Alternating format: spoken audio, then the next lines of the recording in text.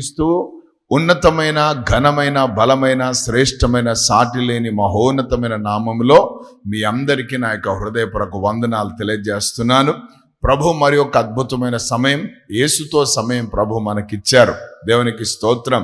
దేవుని వాక్యముల నుండి చాలా స్పష్టంగా, క్లుప్తంగా మనకు అవసరమైనవి, ఈరోజు మనకు కావలసిన ఆహారాన్ని దేవుడు మనకు అందించబోతున్నారు. కాబట్టి జాగ్రత్తగా, శ్రద్ధగా, భయభక్తులు కలిగి, సంతోషముతో, సమాధానముతో, ఏ ఆటంకము లేకుండా దేవుని వాక్యాన్ని మీరు వినాలని ప్రభుపేట కోరుకుంటున్నాను. దేవునికి స్తోత్రం. దేవుని వాక్యముల నుండి హెబ్రీయులకు రాసిన పత్రిక 10వ అధ్యాయము 24వ వచనాన్ని మనం చదువుకుందాం. కొందరు మానుకొనుచున్నట్టుగా. అందరు చాలండి. దేవునికి స్తోత్రం. హల్లెలూయా. కొందరు ఏం చేస్తున్నారట? అందరు కాదు, కొందరు. ఆమేన్. కొందరు మన ముందున్నారు. వారు ఏమై ఉన్నారు? మానుకొనుచున్నారు. దేవునికి స్తోత్రం. మానుకునే స్వభావం కలిగిన వారు. వాళ్ళందరూ ఒకప్పుడు రక్షణ పొందుకున్నోళ్ళే, మారు మనసు, బాప్తిసము, ఆత్మ నిపుదల, ఈ అనుభవాలు కలిగిన వారే. కానీ వారు ఏమవుతున్నారట? మానుకుంటున్నారు. దేవునికి స్తోత్రం. హల్లెలూయా. ఆమేన్. ఈరోజు ప్రభు మాట్లాడుతున్న అంశం, మానుకున్నావా, సాగుతున్నావా? హల్లెలూయా. నువ్వు ఎక్కడున్నావు ఈరోజు? ఆమేన్. మానుకునే గుంపులో ఉన్నావా, సాగుతున్న గుంపులో ఉన్నావా? దేవుని నామానికి మహిమ కలుగును గాక. అయితే అక్కడ పౌలు కొన్ని రాస్తాడు ఏం మానుకున్నారో. అయితే ఇక్కడ కొన్ని ప్రాముఖ్యమైన మాటలు ప్రభు మనతో మాట్లాడుతున్నారు. దేవునికి స్తోత్రం. 4 ప్రాముఖ్యమైన విషయాలు ఉన్నాయి. అవి మనము మానుకోవద్దు. ఆ 4 విషయాలు మానుకున్నామంటే మన ఆత్మీయ జీవితము పతనమైపోయిందని అర్థం. నరకానికి నువ్వు దగ్గర ఉన్నావని అర్థం. ఇంకొకటి, సాతాను రాజ్యానికి చాలా మంచి అవకాశం ఇచ్చావని అర్థం. వాడు నీ పైన ఆధిపత్యం తీసుకుంటాడని తెలుసుకోవాలి. ఆ 4 విషయాలు ఏంటో నేను మీకు క్లుప్తంగా చెప్పాలని ఇష్టపడుతున్నాను. ఎంతమంది వినడానికి ఇష్టపడుతున్నారు? హల్లెలూయా. దేవునామానికి మహిమ కలుగును గాక. ఆ 4 చాలా ప్రాముఖ్యమైన విషయాలు. 4 విషయాలు. దేవునికి స్తోత్రం. నంబర్ 1, 1 తిమోతి 4వ అధ్యాయము, తిమోతికి రాసిన మొదటి పత్రిక 4వ అధ్యాయము 5వ వచనాన్ని మనం చదువుకుందాం. ఏలయనగా అది దేవుని వాక్యము వలనను, అది దేవుని వాక్యము వలనను, ప్రార్థన వలనను పవిత్రపరచబడుచున్నది. అందరూ ఆమేన్ అని చెప్పండి. మొట్టమొదటిగా దేవుని వాక్యము చాలా ప్రాముఖ్యమైనది. ఎందుకంటే అది పవిత్రపరిచేది. పవిత్రపరిచే బలము, పవిత్రపరిచే శక్తి, పవిత్రపరిచే గుణలక్షణము దేంట్లో ఉన్నది అని అంటే దేవుని వాక్యములో ఉన్నది. ఈరోజు చాలా మంది ఏం మానుకున్నారు?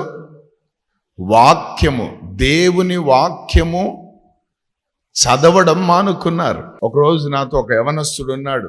వాడు చాలా చక్కగా కాంగో వాయించుకుంటా చాలా బాగుంటాడు. నేను ఎక్కడ పోయినా వాడే వచ్చేవాడు.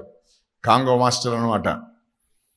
సో మన పాటలకు మనకున్న ఉజ్జీవం, మనకున్న రోషం, మనకున్న స్పీడ్కి వాడు తగినోడు అనమాట. బాగా వాయించుకుంటా బాగా ఉండేవాడు. దేవునికి స్తోత్రం. ఒకరోజు ఎవరు లేరు, నేను వాడే ఇద్దరం కూర్చొని ఉన్నాం. ఇంకా మా ఇద్దరి మధ్యలో ఏం మాటలు ఉంటాయి? ఇద్దరం కూర్చొని ఉన్నాం. కూర్చొని ఉండి వాడేమో నిలబడ్డాడు. కూర్చోరా అంటే కూర్చోడు. పెద్దలకు మర్యాద ఎలా అంటాడు. సరేలే, మర్యాద బాగానే ఉందని చెప్పి కూర్చోలే, ఏం కాదులే అని కూర్చోబెట్టాను. దాని తర్వాత ఎందుకు ఆత్మదేవుడు అన్నాడు ఆ పలకరింపులోనే, అవును బాబు, ఈరోజు నువ్వు వాక్యం చదువుకున్నావా? ఏం వాక్యం చదువుకున్నావు అన్నాను. వాక్యం చదువుకున్నావు కాదు, ఎందుకంటే నాతో ఉన్నాడు అంటే కంపల్సరీ చదువుకుంటాడని నా విశ్వాసం. సో నేను నమ్ముకున్నా ఆ విధానం. సో ఈరోజు ఏం చదువుకున్నావు బాబు అని అడిగాను. అన్నాడు. అప్పుడే ఓహో ఈరోజు చదువుకోలేదేమో, బిజీగా ఉన్నట్టున్నాడు అని చెప్పి, నిన్న ఏం చదువుకున్నావు అన్నాడు. అన్నాడు. మొన్న ఏం చదువుకున్నావు అన్నాను. అన్న. ఒక వారం కింద ఏం చదువుకున్నావు అన్నాను. అన్నాడు. ఒక నెల కింద ఏం చదువుకున్నావు అన్నాను. అన్నాడు. 2 నెలల క్రితం ఏం చదువుకున్నావు అన్నాను. అని. అది 6 నెలలకు పోయింది. చివరికి అన్నాను, నువ్వు ఎప్పుడు చదువుకున్నట్టు గుర్తుంది నీకు అన్నాను. అన్న బైబిల్ చదవక 6 నెలలైంది అన్నాడు. ఏమంట? ఒక్కసారి నా గుండె బద్దలైపోయింది, భయమైంది. ఈ వాక్యం లేనంతో నేను పెట్టుకొని తిరుగుతున్నాను అవన్నీ. ఆమె అంటే వీడు పాపి, అంతే కదా. ఇది పవిత్ర పరిస్థితి. వాక్యం అంటే వాడు వాక్యం చదువుకోవాలంటే ఏం చేసినట్టు? అపవిత్రుడుగా జీవిస్తున్నాడు వాడు.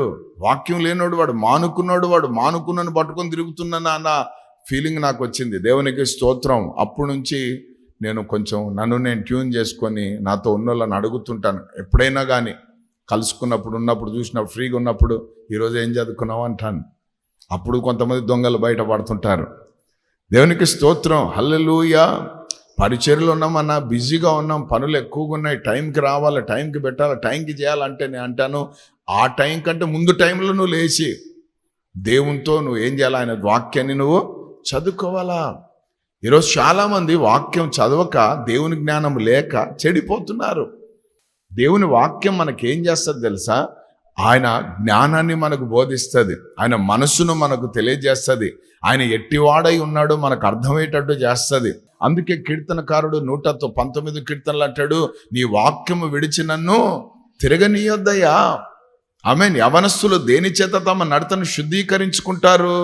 నీ వాక్యమును జాగ్రత్తగా చూచుకున్నట చేతనే కదా అంటారు. దేవునికి స్తోత్రం. సో ఈరోజు యవన బిడ్డలకు ఎక్కువ కావాల్సింది ఏంటి?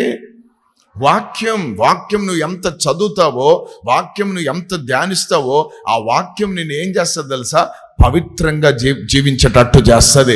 అది నిన్ను పవిత్రపరుస్తుంది. ఫిల్తీ థాట్స్, వ్యర్థమైన ఆలోచనలు, వ్యర్థమైన తలంపులు, వ్యర్థమైనవి మన మైండ్లో ఏవి వచ్చినా నువ్వు వాక్యంతో ట్యూన్ అయితే ఆ సమయంలో ఆ వాక్యము పరిశుద్ధాత్ముడు నీకు జ్ఞాపకం చేస్తాడు. హల్లెలూయా. అప్పుడు ఏమవుతుందంటే ఒకలాంటి భయము, ఒకలాంటి నెమ్మది, ఒకలాంటి సమాధానం, ఒకలాంటిది కదా. అంటే ఓవర్ యాక్షన్ చేయకుండా, దుర్రం జారిపోకుండా, పాదాలు తొట్టిల్లకుండా ఈ వాక్యము మనకు వెలుగుగా, మనకు తోడై ఉంటుంది. దేవునికి స్తోత్రం. అదొక దీపముగా మనకు మార్చబడుతుంది. హల్లెలూయా. కాబట్టి కొందరు మానుకున్నారంట. ఏం మానుకున్నారు? దేవుని వాక్యం చదవడం మానుకున్నారు. దేవునికి స్తోత్రం. కాబట్టి ప్రభు ఈరోజు హెచ్చరిస్తున్నాడు, నువ్వు ఎంత చదువుతున్నావు దేవుని వాక్యాన్ని, ఎన్ని గంటలు చదువుతున్నావు దేవుని వాక్యాన్ని. ఆమేన్. నేనైతే దేవుని మహాకృప బ్రదర్, నెల నాకు వచ్చే ఆదాయంలో, నాకు వచ్చే రాబడిలో, నాకు వచ్చే దాంట్లో నేను 10వ భాగం తప్పకుండా తీస్తాను, 10వ భాగం తీయకుండా నేను ఏమి చెయ్యను అని బల్లగొట్టి చెప్పేవాడా? ఇನ್ನು వాక్యం చదువుకున్నావా? కనీసం 10వ భాగం ఇస్తున్నావా వాక్యానికి? కనీసం 1 గంటైనా చదువుతున్నావా వాక్యం? ఆమేన్. హల్లెలూయా. 1 గంటను వాక్యం చదవడం నేర్చుకుంటే దేవుని నామానికి మహిమ కలుగాక. పవిత్రతతో నువ్వు నింపబడతావు, పరిశుద్ధతతో నువ్వు నింపబడతావు, పవిత్రతలో నువ్వు సాగడం జరుగుతుంది నీ జీవితంలో. హల్లెలూయా. నీ హృదయం అనే పలక మీద అది రాయబడి ఉంటుంది. ఆమేన్. నీ కనులకు అదొక భాస్మకంగా ఉంటుంది. దేవునికి స్తోత్రం. అందుకే పిల్లలంట కూర్చున్నప్పుడు, లేచినప్పుడు, నడిచినప్పుడు వానికి ఏం చేస్తుండాలా? వాక్యాన్ని బోధిస్తూనే ఉండాలి. దేవుని నామానికి మహిమ కలుగాక. కూర్చున్నప్పుడు తిట్టడం, లేచినప్పుడు తిట్టడం, మాట్లాడినప్పుడు తిట్టడం, కనిగినప్పుడు తినడం, ఇవన్నీ కూడా మానుకోవాలట. ఆమేన్. హల్లెలూయా. సో ప్రతిసారి మనం ఏం చేస్తుండాలా? వాక్యముతో మనము ఉతక స్నానం చేయాలా. అందరు చెప్పండి, వాక్యంతో ఏం చేయాలా? ఉతక స్నానం చేయాలా. హల్లెలూయా. ఈ వాక్యాన్ని మనం పట్టుకొని ఈ లోకంలో ఎట్లా జీవించాలంట? జ్యోతులలాగా జీవించాలా. దేవునికి స్తోత్రం. జ్యోతిర్మయుడా అని బానే వాడినావు. జ్యోతిగా మారాలంటే వాక్యం పట్టుకో బాగా, గంటలు. దేవునికి స్తోత్రం. నీ సెల్ నిండా ఏముండాలా? దేవుని వాక్యం ఉండాలి. ప్రసంగాలు కాదు, ఇనేవి కాదు నేను చెప్పేది. నువ్వు చదవాలా. దేవునికి స్తోత్రం. హల్లెలూయా.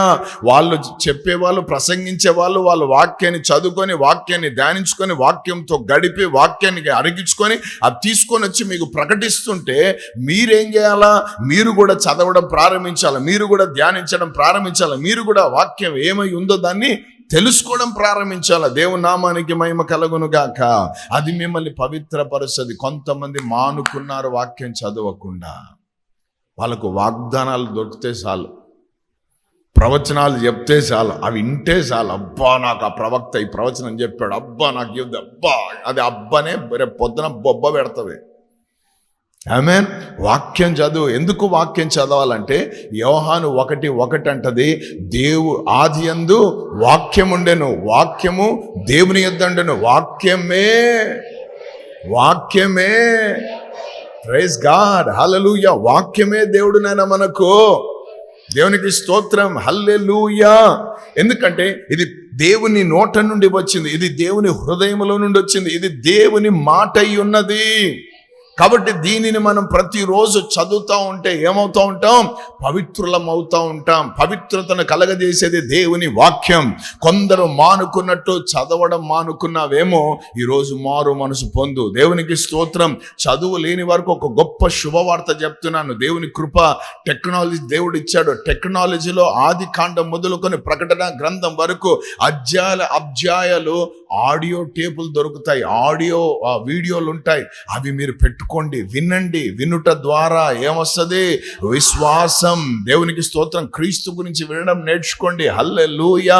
కాబట్టి చదువు రాని వాళ్ళకి అదొక మంచి అవకాశం. దేవునికి స్తోత్రం. చదువు రాకున్నా సెల్ ఫోన్లో టచ్ ఫోన్ వాళ్ళకు కదా, దేవునికి స్తోత్రం. అవన్నీ తెలుసు బాగానే. నేను అంటాను దాంట్లో వాక్యం పెట్టుకోవడం నేర్చుకో. హల్లెలూయా. అది వినడం నేర్చుకో. దేవునామానికి మహిమ కలుగును గాక.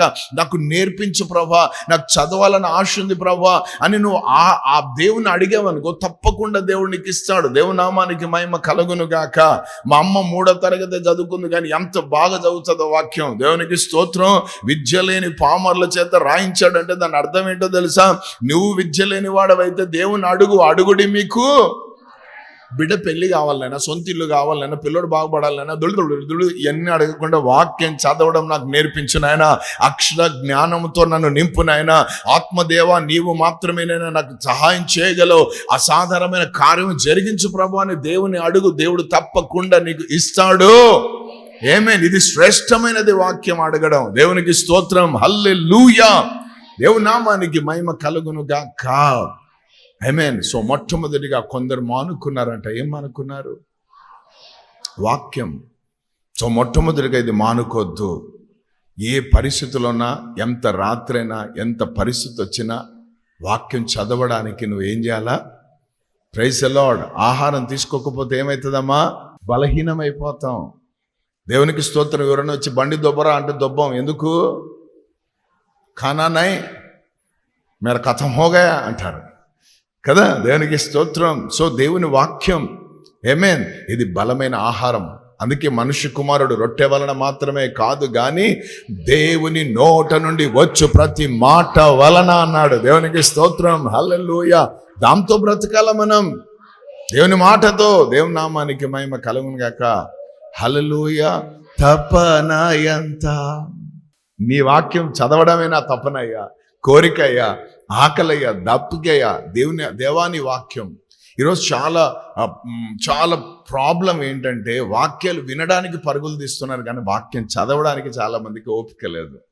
ఫస్ట్ నువ్వు చదువు, ఫస్ట్ నువ్వు బాగా తెలుసుకో, దాని తర్వాత విను, తప్పేం లేదు.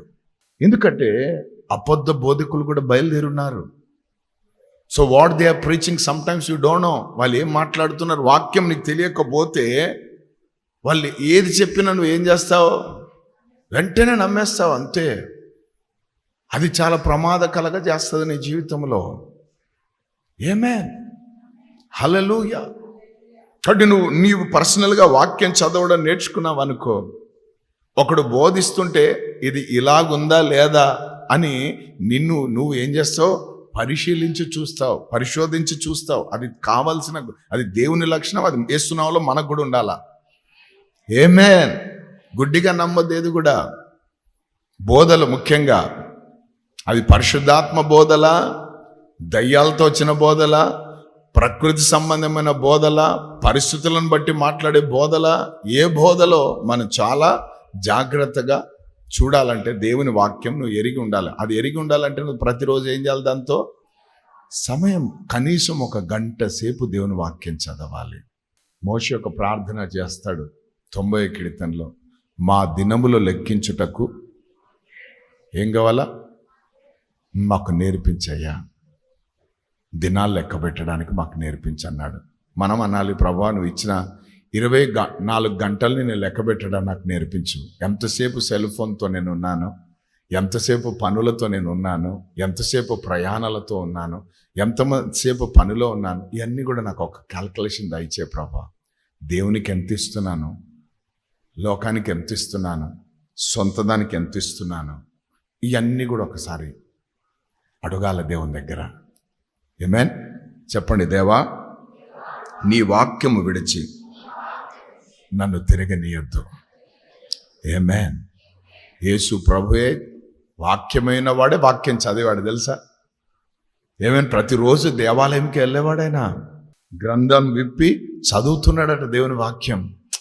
ఆయనే చదివితే నువ్వు నేనంతే ఇక మనం కూడా అదే చేద్దాం. ఆయన ఎట్టివారై ఉన్నారో, ప్రైజ్ ది లార్డ్, దేవునికి స్తోత్రం. వాళ్ళకైతే ఆ రోజుల్లో అయితే ఇంటికి తీసుకుపోవడానికి లేదు ఆ ధర్మశాస్త్రం, అక్కడే ఉండాలి సమాజ మందిరంలో. కానీ దేవుని కృప మనకు అన్ని సైజులు ఉన్నాయి. ఆమేన్. దేవునికి స్తోత్రం. చిన్న బైబిల్ మొదలుకొని పెద్ద బైబిల్, ఇంత పెద్ద బైబిల్ కూడా ఉంది. హల్లెలూయా. ఆమేన్. ప్లాస్టిక్ కవర్లో సరిపోయేది ఉంది, బయటికి సరిపోయేది ఉంది. ఆమేన్. ఎట్లనే తీసుకోవచ్చు. హల్లెలూయా. మొన్నైతే బైబిల్ సొసైటీ వాళ్ళు ఎగ్జిబిషన్ పెట్టింటే అక్కడ చూశాను, ఆడోళ్ళ పర్సు లాగుంది. అది పర్స్ అనుకున్నాను నేను ఫస్ట్ చూసి, పర్స్ అనుకుని పర్షాన్ అయినాను. మళ్ళీ తీసి చూస్తే బైబిల్, అది చిన్న బైబిల్. మరి భలే ఉంది అనుకున్నాను. కాకపోతే అక్షరాలు చిన్న చిన్నగా ఉన్నాయి, చదివితే తొందరగా గుడ్డితనం వస్తుందని అర్థమైంది నాకు. ఎందుకు వచ్చినా కూడా అని పక్కన పడేసాను. ఆమేన్. అంటే పక్కన పెట్టేశాను. హల్లెలూయా. కాబట్టి ప్రియ సంగమా, దేవుని వాక్యాన్ని చదవడము కొందరు మానుకున్న లిస్టులో.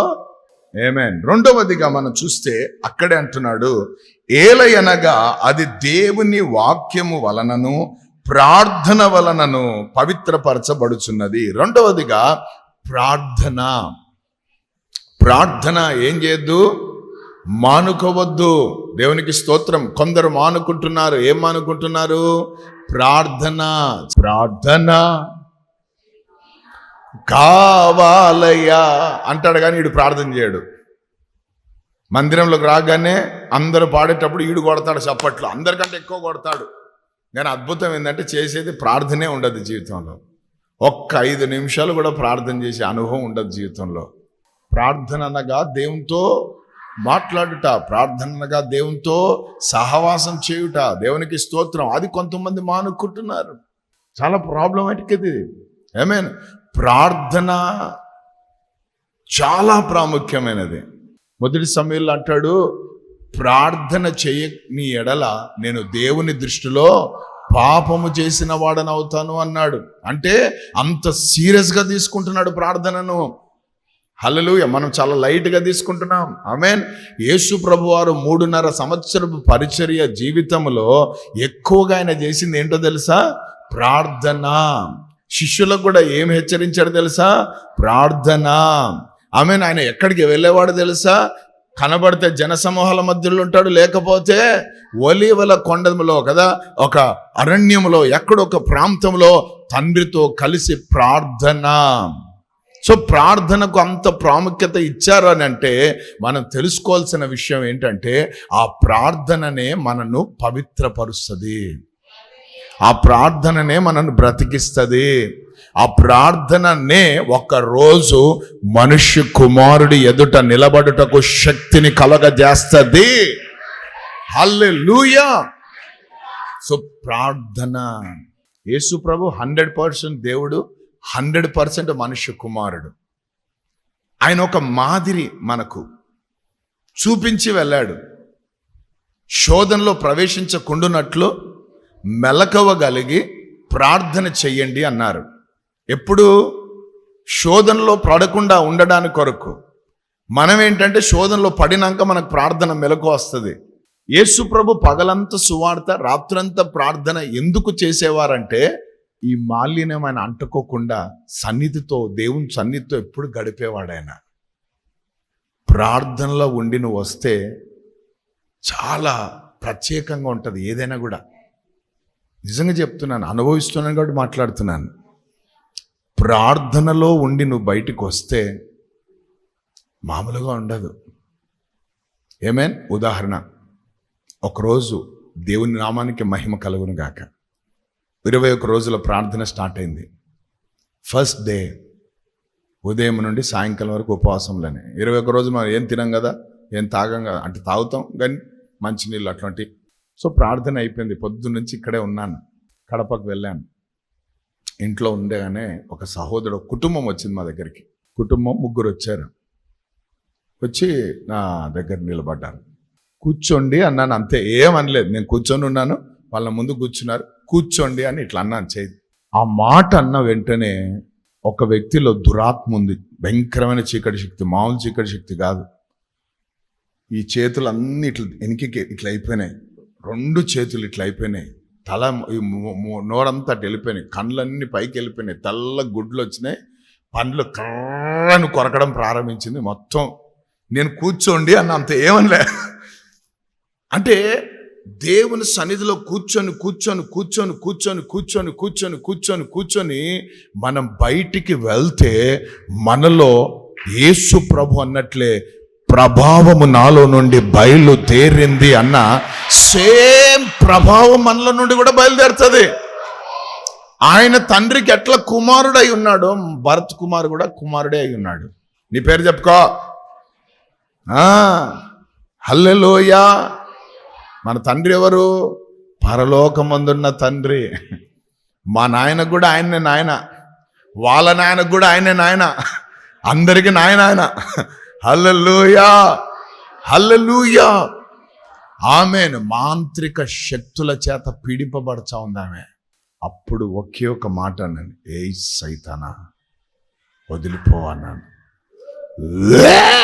అంటుంది, అంటుంటే లోపల నుంచి ఇంక మామూలుగా లేదు.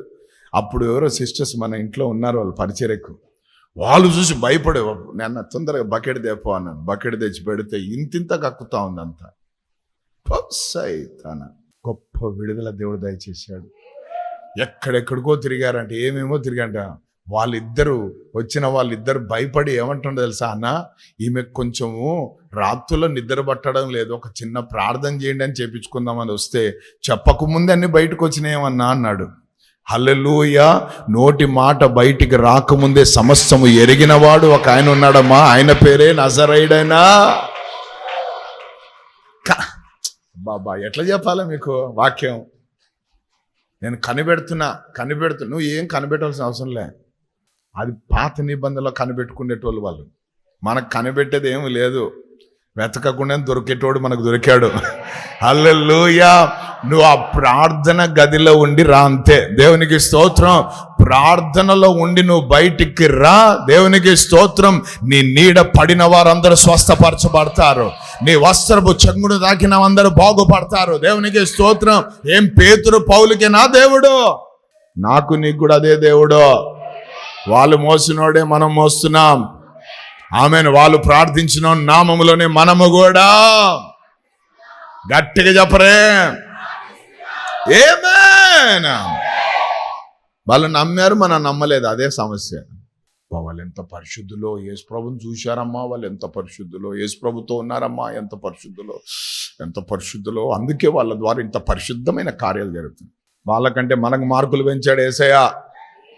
తోమా మన ఇండియాకి వచ్చినంత అన్నాడు, ఏమన్నాడు, నువ్వు చూసి నమ్మాలనుకున్నావు కానీ ఇక్కడ నీకు ఒక మాట చెప్తా, ఎవడైతే చూసి నమ్ముతాడో వానికంటే చూడక నమ్మిన వాడే ధన్యుడు అన్నాడు. హల్లెలూయా. చూడక నమ్ముతున్న వారందరూ చేతులు పైకెత్తి ఎంత గట్టిగా చప్పట్లు కొడుతూ, యేసయ్యా నీకు వందనాలయ్యా, నాకు మార్కులు వేసినందుకు వందనాలు అని చెప్పు. హల్లెలూయా అని చెప్పు. Praise the lord. నాకు వాక్యం జరుగుతున్నంతసేపు, దేవుడు మాట్లాడుతున్నసేపు ఇట్లా కేకలు వేసుకుంటా దేవుళ్ళు ఉండాలని నాకు ఇష్టం. మీకు పాటలు ఆరాధన తప్ప స్తోత్రం స్తోత్రం అదే నేర్చుకున్నారు.